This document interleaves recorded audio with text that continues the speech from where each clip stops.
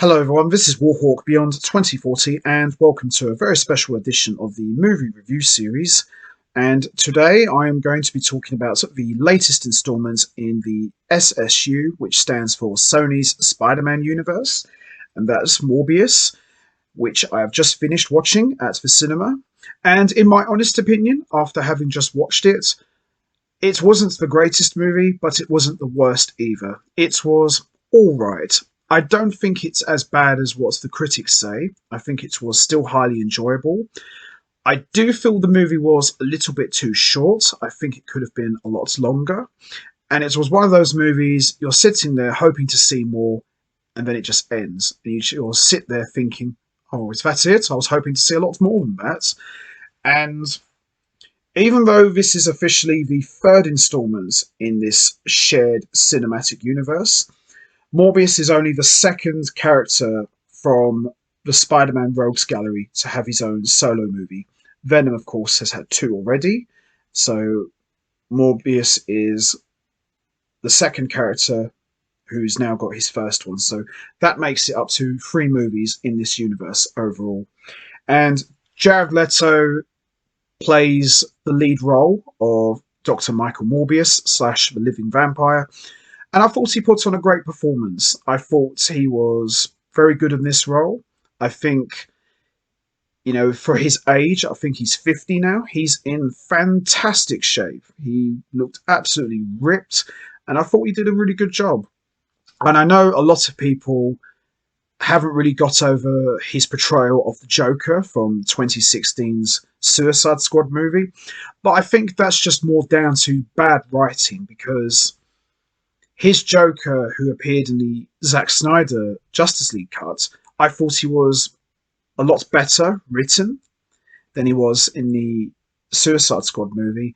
And he's a really good actor. I think he's just one of those guys, if you give him the right material, he can really excel and deliver. And for this movie, although it wasn't 100% perfect, I thought he put on a much stronger performance than he did in Suicide Squad. So Jared Leto has another crack at the comic book movie, and he done a good job. I thought he was pretty good in this movie. And also in this movie is Matt Smith, who plays Lucien / Milo. He was phenomenal as a villain. Matt Smith's a really good actor. Couldn't help but get Doctor Who vibes from him because, he's embedded in the Doctor Who franchise. But to see him play a villain, he was unbelievable. He was definitely one of the highlights of this movie. And it's good to see Matt Smith's on the big screen now. He's getting into different roles. He's really shown off his versatility, and he was just phenomenal in this movie. I thought him and Jared Leto had great chemistry together. And as I said, he was one of the highlights of this movie. I thought he was really good. So Morbius movie is more or less an origin story. Now, anybody who's watched the animated series from the 1990s or have read the comic books, because Morbius has been around since the 70s, his origin story in this movie is very different to the cartoons and comics. And the story that they told, as far as his origin was concerned, was pretty decent. I thought it was pretty good. And the way this movie starts off is we see Morbius goes to this cave, slits his hand, sticks it out, and you see all these swarm of vampires just come towards him as all of his men, retreat to the helicopter. I thought that was a very good opening scene. And we cut back to the past in a private hospital in Greece, about 25 years earlier, and we see Michael Morbius meets his surrogate brother, Lucien, who gives him the name Milo because there's been lots of people who've come before him who are called Milo. And they both have this rare blood disease that prevents their bodies from creating blood. And that's why they walk around on crutches, because they're not able to walk properly. And Michael Morbius says that I will find a way to cure me and you, and it'll be us against the men. They refer to themselves as Spartans, so that was quite nice. And we see their father figure who runs the hospital, Nicholas. He looks after them, and he plays a big part in this movie as well. And then we fast forward to 25 years later, we see Dr. Michael Morbius has won a Nobel Prize for helping to develop synthetic blood that has helped save millions. And he refuses the Nobel Prize due to it failing as long-term treatment for his specific disease.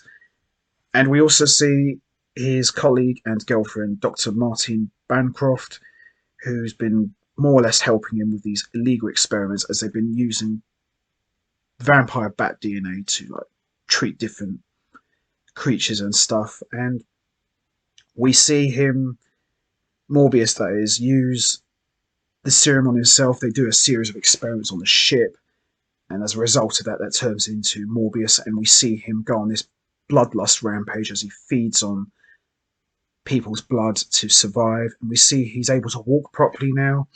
And, you know, I thought the effects in this movie were really good. I thought they were very well done. And he goes to see Milo and tells him that I found a cure and I can help cure you. And that obviously sets up for a chain of events, which I'll get into in a moment. And also, you know, we see FBI agents Simon Stroud and Al Rodriguez are investigating Morbius's victims, you know, seeing all these different punch wounds and, you know, learning that the CCTV footage has been wiped out, and they go after Morbius, and it's like this big chase scene on the rooftop as well. I thought that was quite a good scene as well. And Martine obviously gets injured as well on the ship, so she's in hospital. And, you know, this was actually good stuff here. You know, I thought a bit slow on some parts, but I thought this was good stuff. And we see Milo gets hold of the serum that turned Michael into Morbius, and he uses it on himself. And, you know, it's quite interesting to see here because the storyline in this movie was very similar to Amazing Spider-Man 2, you know, where Harry Osborn's dying. He asks Spider-Man for help, give me some of your DNA to cure me.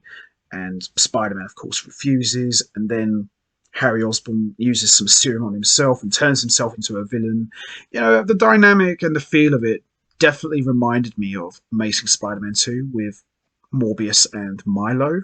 Definitely a lot of similarities here. Just felt like they just reused that storyline for this movie. And we see Milo's going around killing people, and obviously Morbius gets the blame because everybody thinks it's him when it's not. And we see Milo kidnaps Martine, and, you know, we see that Morbius gives her his blood, which results in her, you know, waking up as a vampire, which obviously sets up for a sequel. And the fight scenes with Milo and Morbius, they were very good. I felt the second fight scene was a little bit short and a little bit anticlimactic. I mean, the way that Morbius commanded the vampires, I thought that was a good scene. And the serum that Morbius made to basically reverse, you know, the bloodlust, and he uses it on Milo as Milo dies in his arms, was a good scene. But at the same time, I just felt this was a little bit anticlimactic. I felt it could have been a lot longer. And, you know, the way this movie ended with an army of vampire bats flying up into the sky with Morbius, and I'm thinking, okay, we're going to get some more here, and then it ends. So, yeah, a little bit anticlimactic of an ending. I mean, the film itself was decent. You know, I quite enjoyed it for what it was, but yeah, I felt it could have been a lot longer. And clearly, Martine, now a vampire, this definitely sets up for a sequel. So let's talk about it. The post-credit scene. We see Adrian Toomes, played once again superbly as always by Michael Keaton. He's teleported to the prison, and we hear him say, "Oh, I hope the food's better in this joint than the last one." So clearly this is tying into the ending with Spider-Man No Way Home. And we see Adrian Toomes meets up with Morbius in the middle of nowhere in the desert at night, and we see Adrian Toomes in full Vulture uniform meets with Morbius and says, "Look, I don't know what kind of world this is, but I've read about you and I like your work, and I've got a bunch of other guys.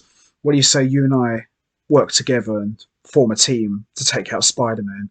And Morbius says, "Sounds enterprising." And that's how it ends.